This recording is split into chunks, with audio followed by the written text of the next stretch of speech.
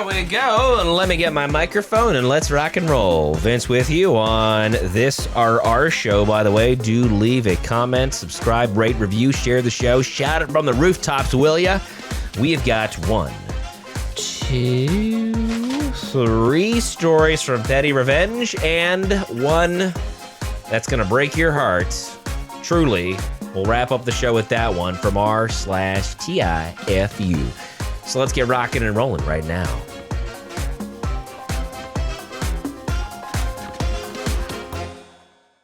All right, so our first story is from, of course, r/PettyRevenge. It is posted by user Tiny Cows with a Z.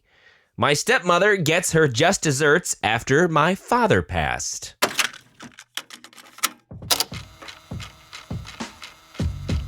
My stepmother married my dad 10 years ago when I was 35. From the start, she was awful. She would listen in on every phone call. We didn't find that out for years. She made sure he didn't see his grandkids anymore, just hers. He wasn't allowed to see us either. Plans were made by him and canceled by her. The worst part is, when he was very sick with cancer, she refused point blank to keep us updated on his health.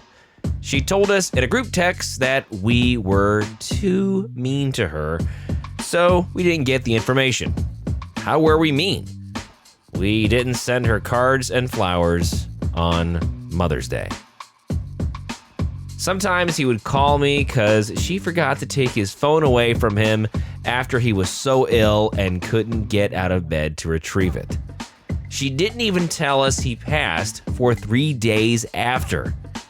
She wanted to make sure we couldn't make the funeral so she could talk badly about us. She wrote the obituary and spelled all his biological family's names wrong and listed all her kids and grandkids as bonus children and left out information like his parents' and siblings' names. She was a horrible person. I knew that there was an insurance policy for me and my siblings to split. It wasn't even that big, but she was so mad that we got anything at all that she refused to give us the policy paperwork or give us his social security number so we could look it up ourselves. She claimed we would just use it to open credit cards, even though the government and credit agencies had his death certificate. She told us we didn't deserve anything at all, and she was mad that he didn't leave the policy to her kids instead. So, having her phone number, address, and email, I signed her up for everything. MLMs, religious calls, window and roof replacements, things like AliExpress offer emails, vacation entries that just sell your name to everyone. My daughter even helped me find new things to sign her up for so we could just ramp up the spam. I heard that she was forced to change her phone number because it was so bad. Serves her right. I regret nothing. Oh, there was in fact a policy, and we did get it thanks to my mother keeping some old tax returns. I made sure to send my stepmother a screenshot of the policy payout. From r/PettyRevenge, of course. This one is from Rioja_King. Call me the crazy ex?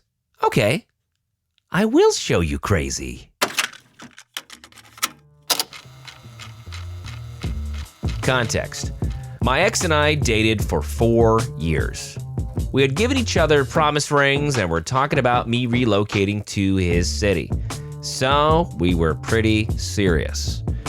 He was, on the whole, a fairly sweet guy, but totally unable to deal with his negative emotions and could get very angry over small issues.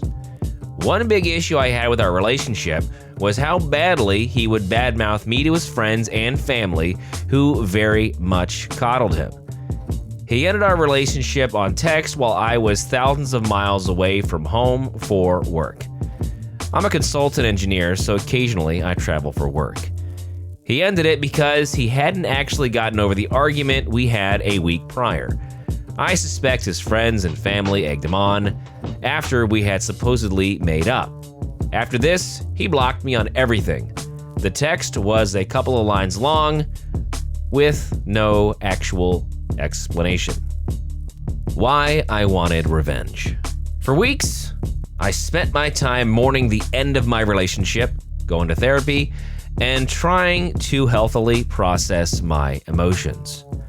One night, my feelings got the better of me, and I drunk dialed him. He was furious, called me crazy, said all his friends and family thought I was crazy, and that he owed me nothing.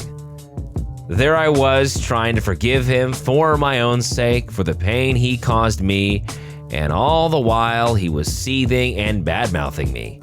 So I decided for once, I'm not going to be the bigger person. The revenge.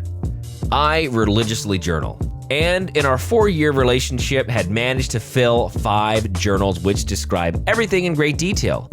So I pulled from all the nasty things he'd say to me, verbatim, along with corresponding dates and a description for context. Created a spreadsheet on Excel to send this information via SMS and email all his friends and family. One of my favorite quotes was, "You don't know what it feels like to hit rock bottom," in reference to his on and off issue with alcoholism while I was trying to confide in him about the sadness I felt about my father's passing. Also, lots of references to him drinking as he tells his family he doesn't drink. I guess they know now. Call me crazy? Okay then, fair enough. I will be.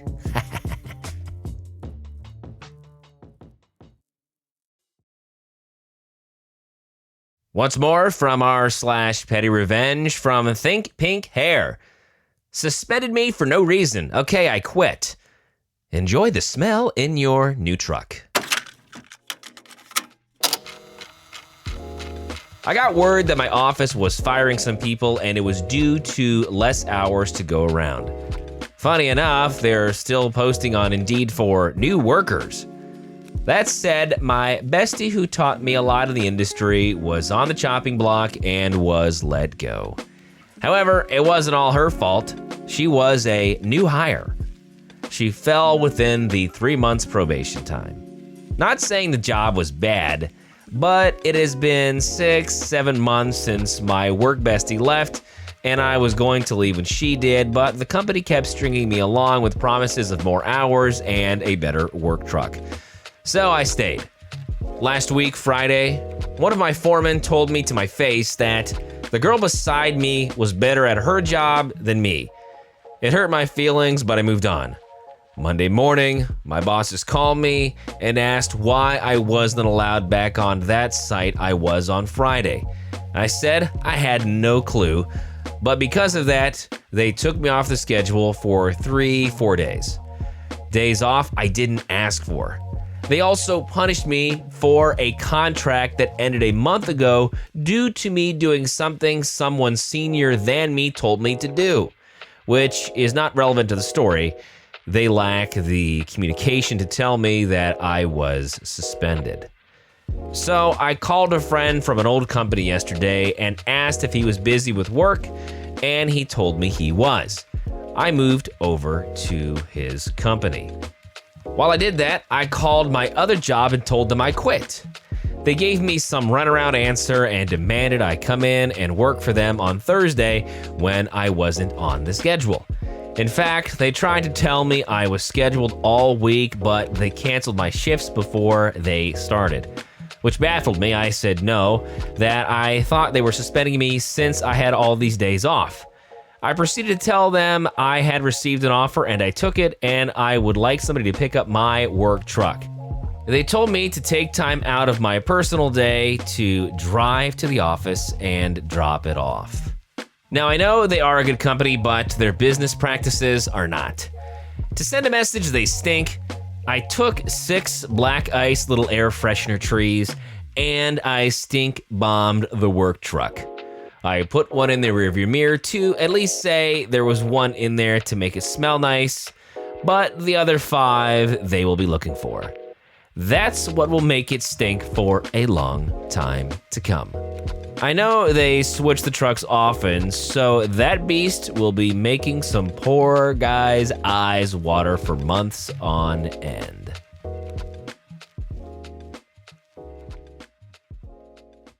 All right, our final one is that r/TIFU, posted by user La Croissant. TIFU and lost an entire bank account's worth of savings. I thought I was above falling for scams, that I was alert and careful what I clicked and believed. But in the span of 2 weeks, I got my credit card locked and fell for one of the easiest scams ever. I've never felt more stupid and humiliated in my life. So it all began with a text saying that I had unclaimed reward points waiting for me to redeem. I actually did have points outstanding on an account, but I was curious why the balance was suddenly so big. Still, it was a great deal. I just had to add a bit of money to get a smartwatch. So dumb me clicked the link and filled out the necessary information, including my credit card.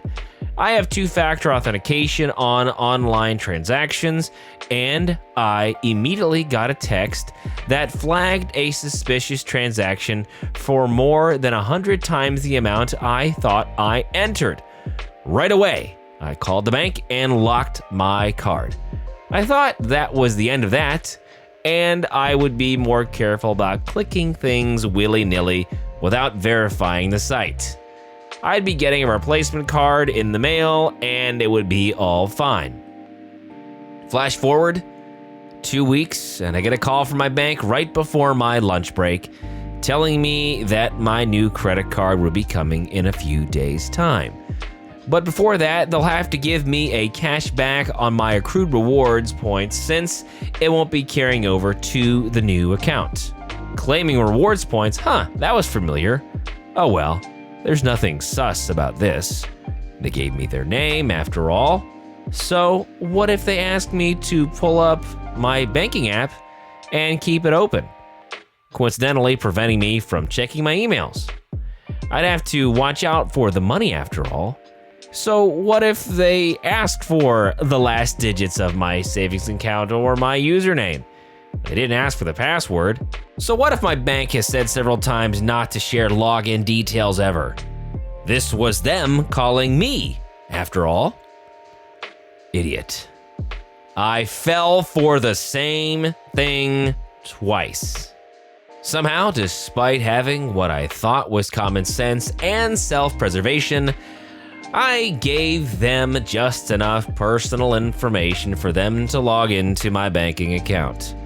I willingly sent over several authorization codes because I was in a hurry to get something to eat. I ignored the part of me that questioned why they would need so much of my personal information. I ignored the world telling me that this was a scam. The call dropped 4 times, and the authentication codes kept expiring. I stubbornly pushed through and got to watch in real time how a scammer got $30,000 out of me.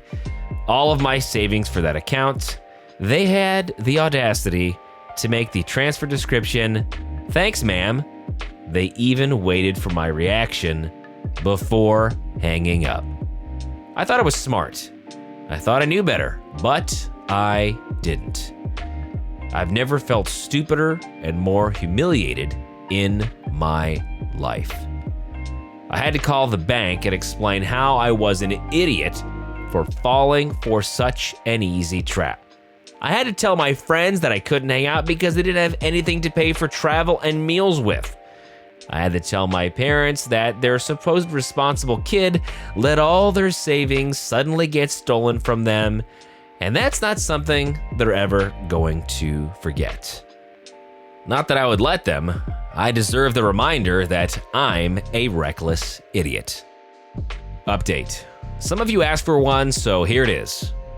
As most of you expected, the bank isn't refunding my money. It was a legitimate transaction and completely my fault, so the scammer got away.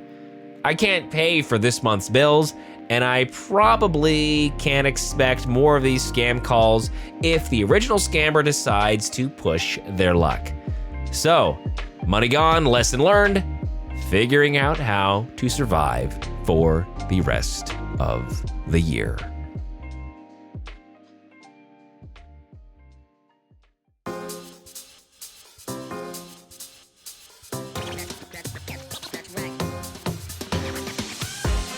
So thanks for being with us. The RR Show is a production of Evergreen Podcasts and Wessler Media.